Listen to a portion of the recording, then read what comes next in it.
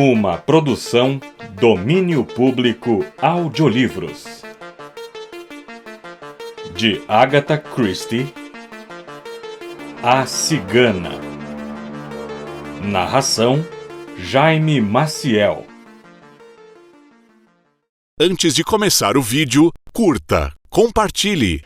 E caso ainda não seja inscrito no canal, clique no botão inscreva-se. Aproveite o audiolivro.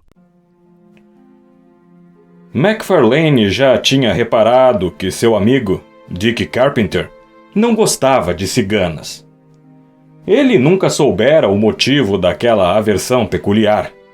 Mas quando o noivado de Dick e Esther Lewis se rompeu, as reservas entre os dois homens caíram por terra. MacFarlane era noivo da irmã mais jovem, Rachel, há cerca de 1 ano. Ele conhecia ambas as irmãs Lewis desde criança.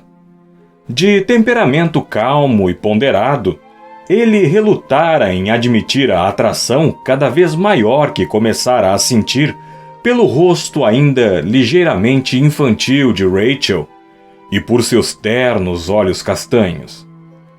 Não era tão bela quanto Esther, mas muito mais verdadeira e doce. Os dois homens tinham se tornado mais próximos depois do noivado de Dick com a irmã mais velha. E agora, depois de poucas semanas, aquele noivado acabara, e Dick, um sujeito descomplicado, estava arrasado. Até aquele momento, a vida do jovem decorrera tranquila. A carreira na marinha fora bem escolhida. Ele tinha uma inclinação nata para a vida do mar. Era meio viking. Na sua natureza simples e primitiva, era imune a qualquer sutileza de ordem intelectual. Ele pertencia àquela classe pouco articulada de jovens ingleses que são alheios às próprias emoções e têm dificuldade de explicar o que se passa na própria cabeça. MacFarlane, um escocês austero, com uma imaginação céltica escondida em alguma parte, escutava e fumava, enquanto o amigo se debatia para dar vazão a uma torrente de pensamentos incoerentes. Ele sabia que o desabafo estava por vir, mas esperava algo diferente. Para começar, Esther Lewis não foi sequer mencionada. Apenas, ao que parece, uma lembrança aterrorizante da infância. Tudo começou com um sonho que tive quando criança. Não era bem um pesadelo. Ela... A cigana, você entende?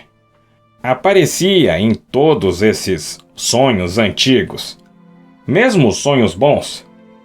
Quer dizer, sonhos bons na cabeça de uma criança, com festas, bolos, brinquedos. Eu estava feliz brincando e, de repente, sabia que se levantasse os olhos ela estaria lá de pé, como sempre, me observando. Com os olhos tristes, entende? Como se ela soubesse de alguma coisa que eu não sabia. Não sei explicar por que aquilo me incomodava tanto, mas me incomodava, sempre. Eu acordava berrando em pânico, e minha babá dizia: Dick sonhou com a cigana de novo. E de ciganas de verdade, nunca teve medo? Só recentemente vi uma. Também foi estranho. Eu estava atrás de um dos filhotes da nossa cadela. Ele tinha fugido. Saí pela porta do jardim e segui por um dos caminhos que levavam pela floresta. Morávamos em New Forest naquela época, como você sabe.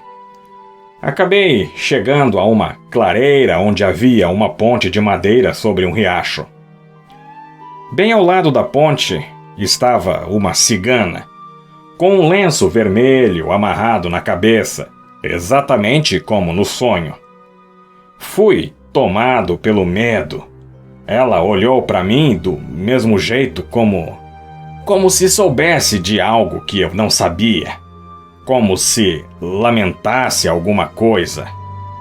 E então, sacudindo a cabeça, ela disse com calma: "Se eu fosse você, não iria nessa direção." Não sei porquê, mas aquilo me apavorou. Saí correndo pela ponte. Acho que estava podre. De qualquer forma, a ponte caiu e fui levado pela correnteza. Uma corrente bem forte. Quase me afoguei. Quase me afoguei. Jamais vou esquecer. E me pareceu que tudo tinha relação com a cigana. Bem, ela avisou para você não atravessar. De certa forma, sim. Admitiu Dick. Depois de uma pausa, ele continuou: "Eu não lhe contei esse sonho por causa do que aconteceu depois. Acho que não, pelo menos. O sonho é como o começo de tudo, entende? É dali que vem essa sensação esquisita de que falo. Essa coisa que tenho com ciganas. Mas agora vou contar o que aconteceu na primeira noite em que fui à casa dos Lewis. Eu tinha acabado de voltar da costa oeste. Era gozado estar de volta à Inglaterra. Os Lewis eram velhos amigos da minha família. Acho que desde os 7 anos eu não tinha mais visto as duas irmãs. Mas Arthur era um grande amigo meu e, depois que ele morreu, Esther costumava me escrever umas coisas. Cartas de cair o queixo. Bonitas. Faziam com que eu me sentisse melhor. O que não eram boas eram as minhas respostas. Queria muito poder vê-la. Era estranho conhecê-la tão bem somente através das cartas.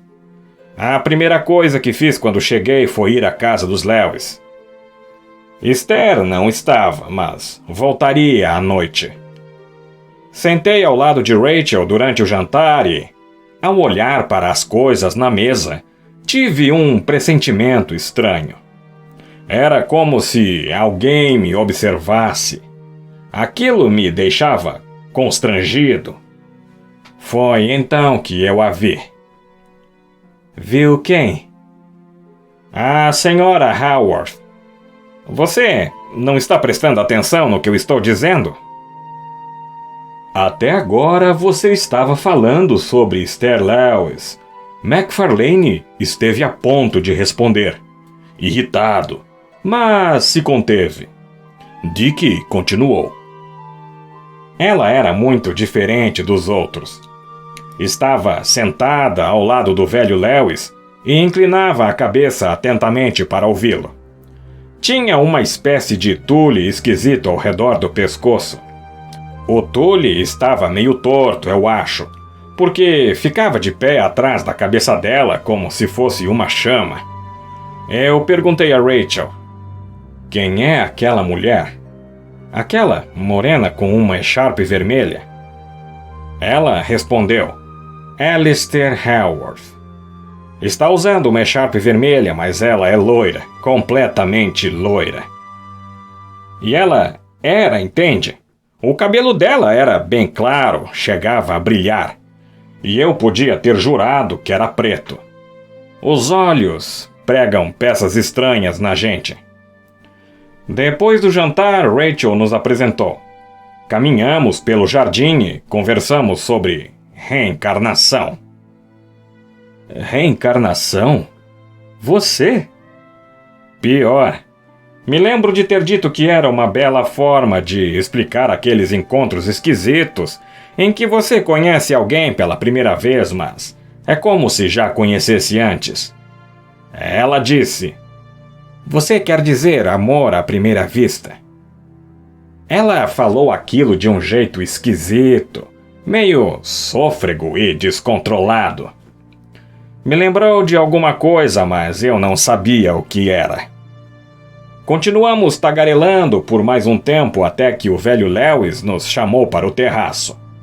Esther chegara e queria me ver. A senhorita Haworth pôs a mão no meu braço e disse: Você vai entrar? Sim, respondi. Acho melhor, mas... E aí... aí... O que foi?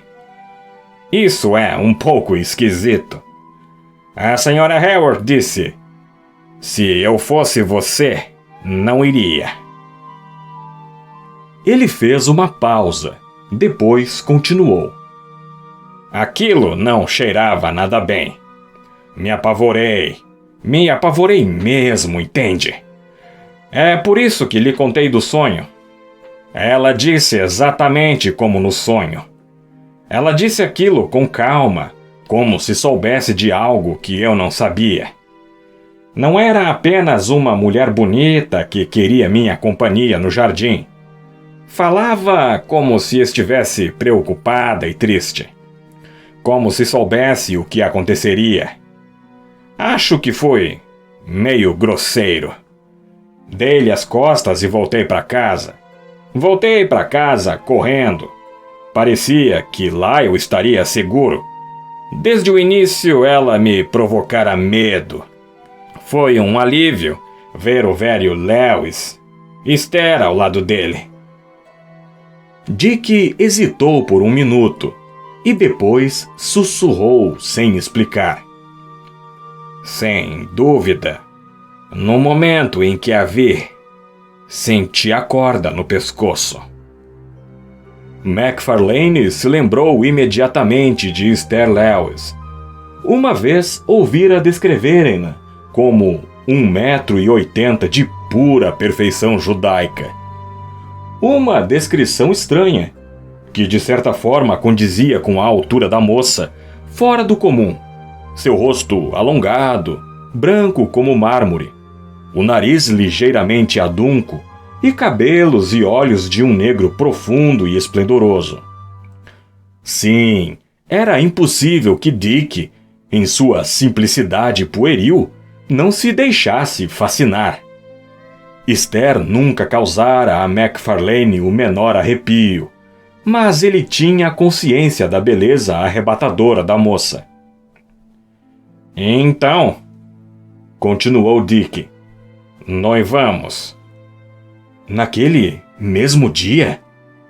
Bem, uma semana depois. E bastaram 15 dias para que ela descobrisse que não dava a mínima para mim.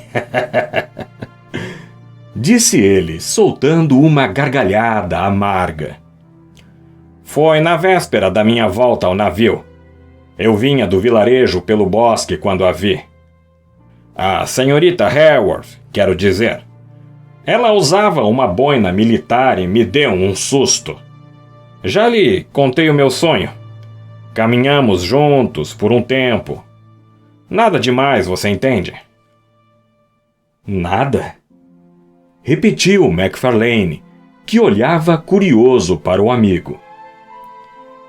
É estranho como as pessoas revelam coisas que nem elas sabem. Então, quando eu estava prestes a retornar para casa, ela me segurou. Ela disse: você vai chegar a tempo antes do que devia. Eu não voltaria tão cedo se fosse você. Então eu soube que algo horrível estava à minha espera. E assim que cheguei em casa, encontrei Esther. Foi quando ela me disse que eu não significava nada para ela. MacFarlane grunhiu, solidário ao amigo. E a senhora Haworth? Ele perguntou. Nunca mais a vi. Até ontem à noite. Ontem à noite? Sim, na enfermaria do Dr. Johnny. Fui lá para que me dessem uma olhada na perna. Aquela que machuquei na confusão com o torpedo. Estava me incomodando pra caramba. O velho médico me disse para operar e a operação seria bem simples. Então, quando estava indo embora, esbarrei numa garota que vestia um blusão vermelho por cima do uniforme de enfermeira. Ela disse: se eu fosse você, não faria essa operação. Era a senhora Haworth, Saiu andando tão depressa que não consegui detê-la. Encontrei outra enfermeira e perguntei sobre ela, mas a enfermeira disse que não havia ninguém com aquele nome trabalhando ali. É bizarro. Você tem certeza de que era ela? Mas claro, ela é muito bonita, entende? Ele fez uma pausa. Depois acrescentou: devo fazer a operação, certo? Mas no caso de já terem lançado meus dados... Que situação! Não deve ser nada, é claro. Mas mesmo assim me sinto melhor agora, depois de ter me aberto com você. Essa história da cigana tem mais coisas. Se pelo menos eu conseguisse lembrar... McFarlane subiu, caminhando a estradinha deserta. Entrou no portão da casa quase no topo do morro. Passou a mão pelo queixo e tocou a campainha. A senhorita Haworth está? Sim, senhor, vou chamá-la. A empregada deixou-o esperando numa peça comprida de teto baixo, com janelas que davam para o campo. Ele franziu o senho. Será que não faria um papelão? De repente ele estremeceu. Uma voz cantava em algum lugar no andar de cima. A cigana mora no alto do morro. A voz se interrompeu. O coração de McFarlane batia acelerado. Abriram a porta. O cabelo, completamente loiro, quase escandinavo, foi para ele uma surpresa. Apesar das palavras de Dick, ele a imaginara uma cigana de cabelos escuros. Dick também dissera com certa ênfase: ela é muito bonita. Beleza indiscutível é uma coisa rara. E era isso que Alistair Haworth possuía, uma beleza indiscutível. Ele se recompôs e caminhou na direção dela. Receio que a senhora não me conheça. Consegui o seu endereço com os Lewis. Sou um amigo de Dick Carpenter.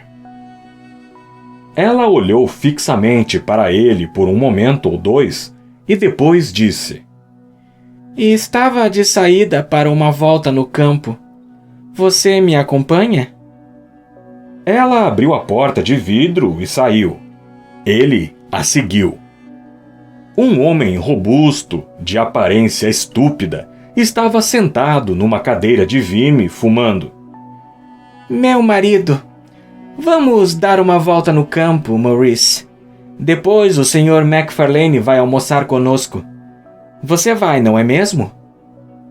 Aceito o convite. Obrigado. Ele acompanhou-a subindo a encosta. Perguntava a si mesmo: mas por que, meu Deus? Por que se casar com aquilo? Alistair caminhou na direção de umas rochas. Vamos sentar aqui. Agora você pode me contar o motivo de sua visita. Como a senhora sabe que eu tinha algo para contar? Sempre sei quando coisas ruins vão acontecer. O caso de Dick é complicado, não é mesmo? Ele teve de fazer uma pequena operação, que foi muito bem sucedida, mas seu coração devia estar fraco porque ele acabou falecendo por causa da anestesia.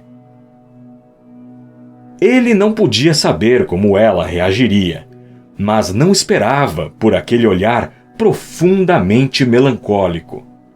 Ele ouviu-a murmurar: Novamente esperar. Esperar tanto tempo. Ela olhou para ele e perguntou: O que você dizia? Nada. Dizia apenas que alguém o avisou que a operação seria perigosa. Uma enfermeira. Ele achava que fosse a senhora. Era mesmo? Ela sacudiu a cabeça numa negativa. Não, eu não. Mas tenho uma prima que é enfermeira, ela se parece comigo no crepúsculo. Deve ser isso. Ela fez uma pausa e depois perguntou: Mas que importância tem? Seus olhos de repente brilharam. Ela respirou fundo e disse: Ah, mas que engraçado! Você não entendeu? MacFarlane ficou atrapalhado. Ela tinha os olhos cravados nele. Achei que você tivesse entendido. Parecia que... Entendido o quê? É um dom, uma maldição, chame como quiser. Achei que você também tivesse. Olhe para aquele vão entre as rochas. Apenas olhe. Não lhe parece que...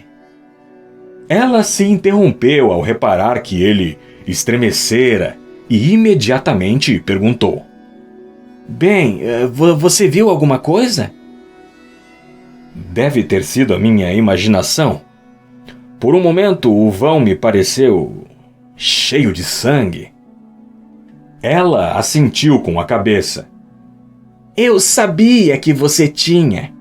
Aquele é o lugar onde os antigos adoradores do sol sacrificavam as suas vítimas. Eu sabia disso antes mesmo de me contarem. E há momentos em que sei exatamente como se sentiam, como se eu tivesse estado lá. E há algo nessa região que me faz sentir em casa. É natural que eu tenha o dom, é claro. Sou uma Ferguson. Na minha família há muitos casos de premonição. Minha mãe era uma médium famosa antes de se casar com meu pai.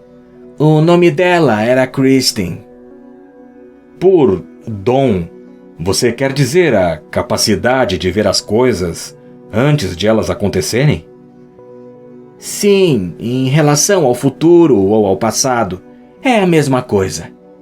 Como, por exemplo, vi você se perguntar por que me casei com Maurice. É que sempre soube que uma ameaça terrível pesava sobre ele. Eu queria salvá-lo. Nós, mulheres, somos assim. Com o meu dom, posso impedir que a desgraça ocorra. Nem sempre isso é possível. Não pude ajudar Dick.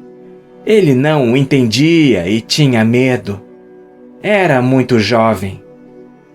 22 anos. E eu tenho 30. Mas não foi isso que quis dizer. Podem nos dividir em comprimento, altura, profundidade. A divisão cronológica é a pior. Concluiu ela, caindo em silêncio. Ouviram o repicar de um gongo vindo da casa logo abaixo. Durante o almoço, MacFarlane teve a chance de observar Maurice Haworth. Era louco pela mulher, sem dúvida. Nos seus olhos lia-se a afeição imperturbável e feliz de um cão. MacFarlane reparou também na delicadeza com que a esposa o tratava. Havia algo de maternal nos gestos dela. Depois do almoço, ele pediu licença. Fico hospedado na pousada lá embaixo por mais 1 ou 2 dias. Será que posso visitá-la de novo? Amanhã, quem sabe? Sim, mas... Mas o quê? Ela passou rapidamente a mão sobre os olhos. Não sei, tenho a impressão de que não nos veremos mais. Adeus. Ele desceu calmamente pela estradinha. Contra a sua vontade, uma mão fria parecia envolver e apertar o seu coração. Nada que ela tivesse falado, é claro, mas... Um carro, a toda velocidade, fez a curva na esquina. Ele se protegeu recostado contra a cerca. Por pouco não foi atingido. Uma palidez estranha tomou conta do seu rosto. Meu Deus, os meus nervos estão em frangalhos, murmurou MacFarlane para si mesmo ao acordar na manhã seguinte. Ele repassou com frieza, um por um, os eventos da tarde anterior. O carro, o atalho até a pousada e a súbita névoa que fez com que ele se perdesse, consciente da proximidade de um pântano perigoso. Então, a queda da chaminé externa da pousada e o cheiro de queimado que invadira o seu quarto durante a noite e que ele descobrira ser da cinza no tapete em frente à lareira. Nada demais, nada demais. Se não fosse pelas palavras dela e a certeza que ele tinha de que ela sabia. Pulou imediatamente da cama. Tinha de vê-la o quanto antes. Aquilo ia quebrar o feitiço. Quer dizer, se ele chegasse lá a salvo. Meu Deus, mas que bobagem! Mal conseguiu tomar o café. Às 10 horas, subia pela estradinha. Às 10h30, batia na porta. Só então se permitiu um suspiro de alívio. O Sr. Haworth está? Era a mesma senhora que lhe abrira a porta no dia anterior, mas o rosto dela estava mudado, descomposto de tristeza. Ah, senhor, mas então ainda não sabe? Não sei do quê. A patroa, coitadinha, foi o tônico. Toda noite ela tomava. O capitão, coitado, está fora de si. Foi ele quem pegou o frasco errado na prateleira, no escuro. Chamaram o médico, mas já era tarde. MacFarlane lembrou-se imediatamente do que ela dissera. Sempre soube que uma ameaça terrível pesava sobre ele. Com o meu dom, posso impedir que a desgraça ocorra. Nem sempre isso é possível. Ninguém foge do destino. Estranha fatalidade que se manifesta até mesmo naquilo que salva. A velha empregada continuou. Coitadinha da patroa, tão bela, tão gentil, sempre se desculpando quando nos pedia para fazer alguma coisa. Não podia ver ninguém sofrer. Ela hesitou por um momento e depois acrescentou. O senhor gostaria de subir para vê-la? Pelo que ela disse, imagino que a conheça de anos. Ela disse que se conheciam há muito tempo. Subindo as escadas, MacFarlane acompanhou a mulher até a sala, onde ouvira alguém cantar no dia anterior. Havia vitrais no topo das janelas. Eles lançavam uma luz avermelhada sobre a cabeceira da cama. Uma cigana com um lenço vermelho amarrado na cabeça. Absurdo! Seus nervos estavam lhe pregando peças. Ele deu uma última olhada para o corpo de Alistair Haworth.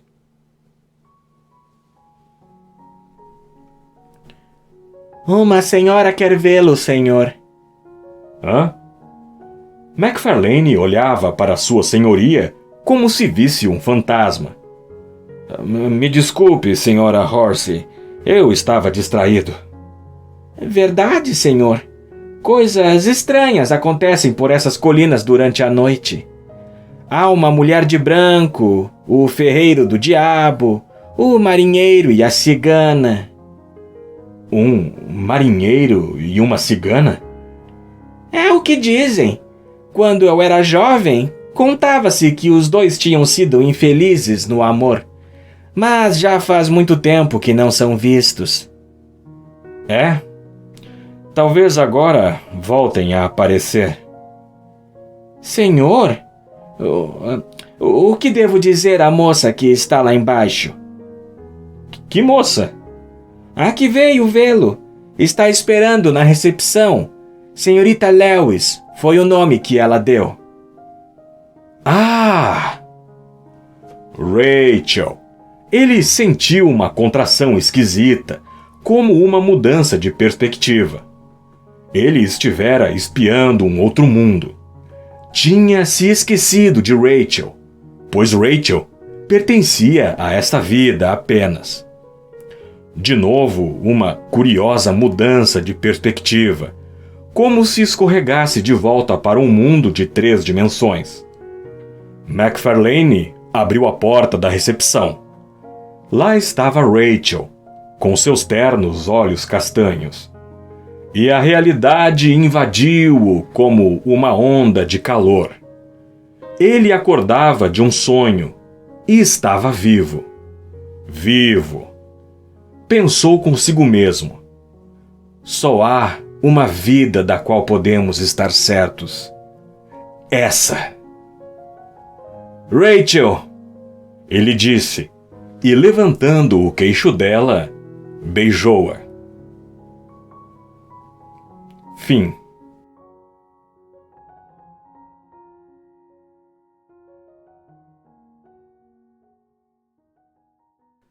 A literatura é uma das mais belas expressões da arte. Ela nos permite viajar por mundos imaginários, conhecer personagens fascinantes, sentir emoções profundas e aprender lições valiosas. Através dos livros, podemos ampliar nossa visão do mundo, desenvolver nossa empatia e expandir nossa compreensão da vida. E é por isso que eu, como narrador de audiolivros, acredito na importância de compartilhar essa experiência com o maior número de pessoas possível. Cada audiolivro que narro é uma oportunidade de levar uma história emocionante para quem está ouvindo. É um momento de se envolver na trama, se identificar com os personagens e se emocionar com as suas lutas e conquistas. E é por isso que peço que vocês curtam e se inscrevam aqui no canal. Cada like, cada inscrição são um incentivo para continuar compartilhando essas histórias emocionantes com o mundo. E quem sabe, talvez você também possa descobrir um novo livro que vai mudar sua vida para sempre. Então, junte-se a nós nessa jornada literária e vamos explorar juntos tudo o que a literatura tem a nos oferecer. Obrigado pela sua audiência e nos vemos no próximo vídeo, aqui no canal Domínio Público Audiolivros.